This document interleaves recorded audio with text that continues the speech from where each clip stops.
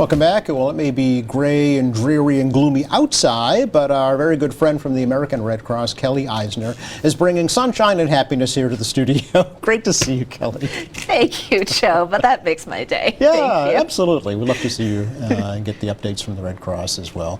It's something that affects everyone at one point in their lives, either being assisted by the Red Cross or somebody helping the Red Cross out, right? Or both. Or both. We have a lot of people that came to us as a volunteer after we came to them as an aid organization, so it kind of comes full circle. It's really beautiful. Which is nice to see, I'm sure. Was that your story as well? I actually went the other way. Okay. I started I took a Red Cross babysitting class when I was 12 years old, learned CPR, then I was a lifeguard, then when I got old enough I became a blood donor, so I went into it that way. I'm very lucky that I haven't had to use the Red Cross services, but you know, I really believe in paying it forward. For sure, yeah. You know, I guess we don't often talk about the classes that the Red Cross offers. It's true, but there are many, right? Yes, yeah. we did. I just looked up, just last year alone, we did something like 145,000 people trained in Massachusetts in things like first aid, how to use an AED. You know, office buildings have these AEDs everywhere, but you have to know how to use them. Yes. CPR, even just something as simple as we do a program called hands-only CPR, which it's not the full, like, with the rescue breaths and everything, it's not the big class, but this is something that in an emergency you can prolong someone's life just by doing compressions. Wow.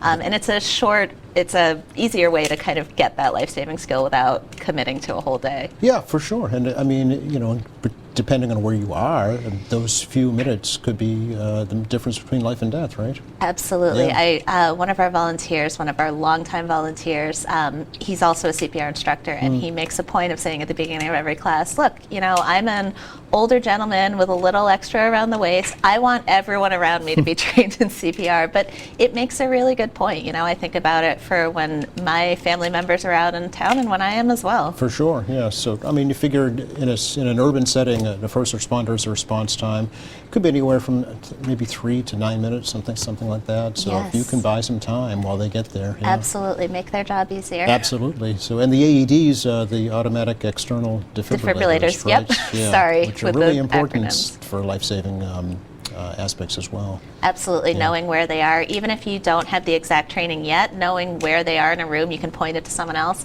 We also remind people to just designate, if you're ever in that situation, designate a person that's going to be the one to call for help. Not like, oh, can someone call 911? It's like, Joe, you go call 911. Right. Little things like that really can, again, save lives or extend lives. Yeah, because you don't know in that setting, your emotions are going to be running wild, you know, and there's going to be a lot of stress and anxiety. So to have things planned out ahead of time, key. We're all about it. Absolutely. And disaster training, that's a whole separate area for Red Cross, right? It is. Under our humanitarian services team. It's always interesting because people know us for one of many things that we do, and people, I think, forget sometimes that the Red Cross is one big organization that's doing blood donations and first aid training, and we're responding to disasters right now. We have 12 Massachusetts volunteers deployed to, not all in Kentucky, but sort of in that area because of the deadly flooding that we've seen there. I wrote down that there are 80 of our emergency response vehicles positioned either on standby or already in the theater. It's really a devastating situation out there right now. They've already been hit hard with severe storms last week, with devastating tornadoes and severe storms that have blown through. Now they're facing this flooding potential as well. Yep. So there's so many rivers that are reaching the maximum flood stage. I think it's 70 rivers right now that are at their major flood stage. And yes, it's a very tenuous situation. And you know, we're seeing that at the Red Cross all the time. We're in what we call a state of continuous response, where we're responding to a major disaster every 15 days. Really? There was a weekend in March where there were, I believe, I have to write this down because I don't want to get the numbers wrong. It was more than 100 tornadoes just between March 13th and 15th. Really? and in March, usually there's an average of about 80 Okay. the whole month. And this Okay. is in 2 days. In 2 days. All right. So it's definitely something that we're seeing. And, to bring it back to preparedness, that's what we do here in Massachusetts, is make sure that our volunteers are trained in exactly how the Red Cross goes and delivers services, so that we can call up our volunteers to say, hey, is there anyone that can go to Indiana or to Kentucky, wherever it's happening, to help the people that need it most right Sure, now? because I mean the folks in the hard hit areas are dealing with their own personal problems, right? In their own personal Exactly. lives, yeah.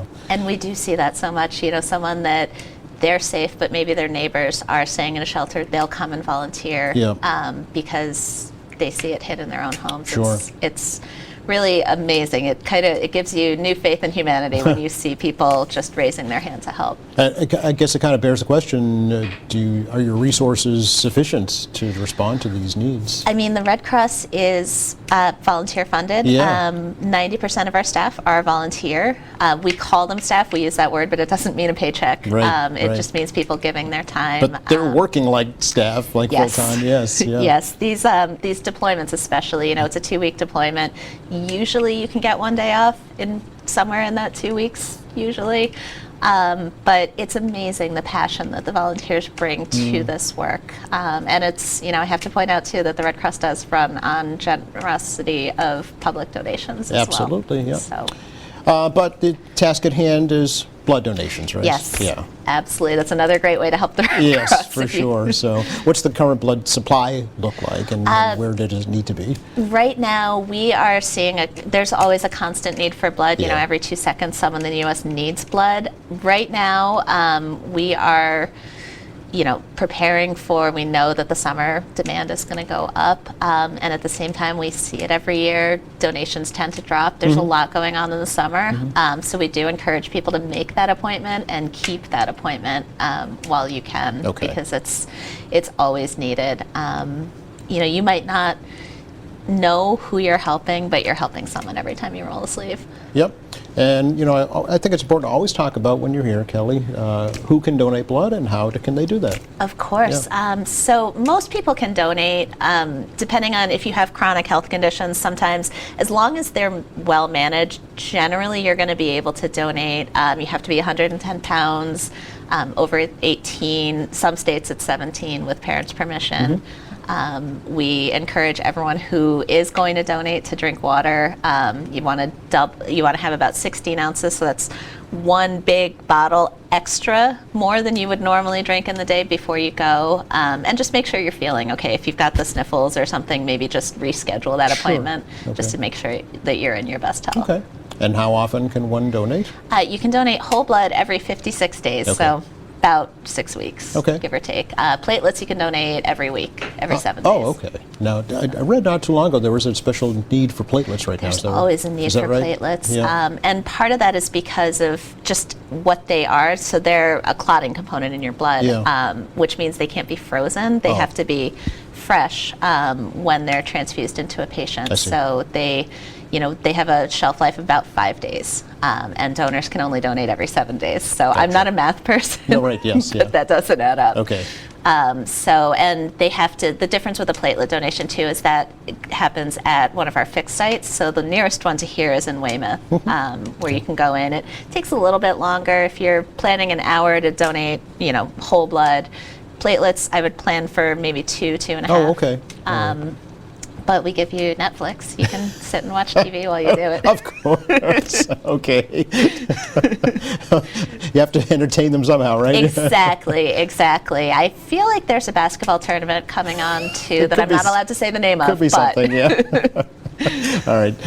What is the actual process for donating blood? Sure. So when you first of all, we do encourage people to make an appointment. Yes. If you forget, we can usually accommodate walk-ins, but making the appointment helps us take better care of our donors. Probably just some by- pre-form paperwork that can be handled too, right? If you Exactly. register, yeah. We have something called a Rapid Pass, which goes through some of the preliminary health questions. It'll ask you about your travel, things like that. Yeah. It shaves about 15 minutes off the whole history Hey, process, listen. which is great. Yeah. So you get to your donation, you check in, you're going to go to the health history area first. So that's when the phlebotomist will talk to you about just kind of basic health needs. You'll have a mini physical, so they'll take your blood pressure, they'll check your iron levels, make sure everything is in the right place to donate. The actual blood donation is about 15 minutes, Okay. give or take, when you're on the bed, and then we do ask everyone to stay a little bit longer at the end to rehydrate and to eat some cookies. Sure. You know, we have to twist arms for that. Oh, I'm sure, right? Yeah. Okay. So good to plan ahead. RedCrossBlood.org or Exactly. 1-800-RED-CROSS. Yep. Or your blood donor app. Exactly. Couldn't have said it better. Got it down by now, Kelly. If I don't, then something's wrong. Are marrow donations also something that the Red Cross deals with? We don't facilitate those directly, but I know there's lots of great agencies that are working in that space, and we work with hospitals that do those collections as well. But it's not really the Red Cross's mission. Not the purview of the Red Cross. Okay, you've got enough on your plate to begin with. One or two things. Yeah, exactly. I know you just came off a big drive to help folks with their A1C levels, right? Absolutely. It's part of a public health initiative just to give people a little bit more information. A1C is I'm going to get this wrong. It's a hemoglobin it bonds to your hemoglobin, but basically knowing your A1C level can tell you if you are either pre-diabetic Yes. or at risk for diabetes, or possibly diabetic and undiagnosed. And it doesn't replace having a conversation with your doctor, but it just kind of gives you a little bit more information, take ownership of your health. Sure. That was something that we did all through the month of March, and I'm told that the program is going to be coming back in future months too. I don't know when exactly yet. But Okay, all right, good to know and look out for. The next blood donation drive here in Quincy is going to be April 15th. From Yes. 9 to 2 at the John Adams Building, which is up at State Street in North Quincy. Yes, Yeah. yes, 1776 Heritage Drive, which, the chances of that happening are incredible that building gets that number. Well, it is Quincy after all.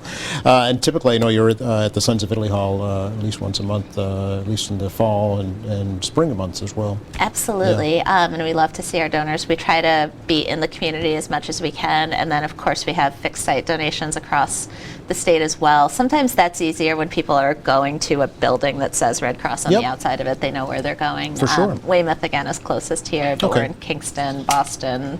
And Dedham's not that far. Dedham's not that far. Dedham Center as well, which just consolidated, right? Yes. Became a main headquarters. Yeah. Yes, we have now all our whole Eastern Mass population of humanitarian has moved into what was already the Biomed headquarters. We still have locations we have an office in Lawrence, we have one out on the Cape in Hyannis, Worcester and Springfield, but the greater Boston folks all now come to Dedham. It's great because now we, our biomedical folks, our training services folks, and our humanitarian folks all get to share the same space. Yeah, It's it's a nice. huge complex. Used Yeah. to be the Rustcraft Greeting Card Company, by the way. I know. Just to let you know. It's on Rustcraft Road, that's You why. can tell the true old Bostonians or old Massachusettsians. That would be me. I wish. I sadly grew up in New York, but I can claim this place now. I've been here almost 20 years. We love you anyway. Thank you. Tell me about a big event this week. Yes, it's our largest fundraiser all year. It's the Boston Heroes Breakfast. And what we love about this is that the Red Cross gives out awards. Every year the categories change slightly, but they all tie back to the Red Cross mission. So for example, we have 8 categories this year. One is our Blood Services Hero, a wonderful lady named Laverne who she runs a charity that works in the domestic violence advocacy space, but she also donates blood regularly and has started donating platelets. And she really has just taken advocacy on because she sees how there's a need for blood products oftentimes for domestic abuse survivors I see. in the hospital. Really just inspirational stories. Our firefighter award is going to 8 members of the Boston Fire Department who responded to a really tragic fire in East Boston. We have a law enforcement category that these 2 officers in Springfield saved a gentleman from jumping off a bridge. Wow. It's such, sorry. Yeah. It's such a beautiful morning Yeah. of just inspirational stories, and everything really ties back to that humanitarian spirit that started here in Massachusetts with Clara Barton. We really take pride in the fact that she's from here. She went on to do great things, but she started here. That's fantastic. And that is Wednesday, is it? Wednesday morning, 8 a.m. At State Room in At Boston. the State Room in Okay. Boston. It's down in the Financial District. Okay, so, sold out, unfortunately. Yes, Right, but yeah. I would encourage people to go to our website. Yeah. You can read about the heroes. Consider making a donation to support. Well, right. Yeah, absolutely. And then, of course, the big event is on 9/11 every year, right? Yes, we Yeah. have our big blood drive at Fenway Park. I don't have a ton of details with timing. Okay. I know We'll it have always, you back before then. Yes, definitely. But that's on the website later on this year as It well. will be Yeah. for sure. Anything else we should let folks know about? No, just as always, thank you guys. I have volunteers that come from Quincy, and they Yay. say they've seen me on. So Oh, that's great.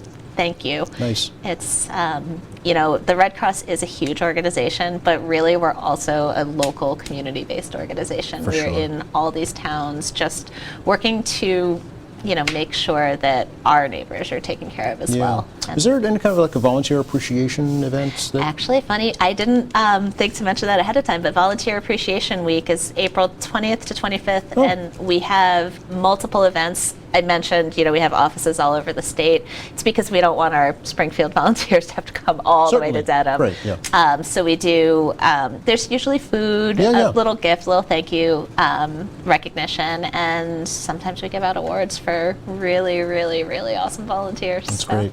Excellent. Always great to see you, Kelly. Really Thank appreciate you, it. Joe. You are very welcome. Come back again soon. Will do. All right. Thank you.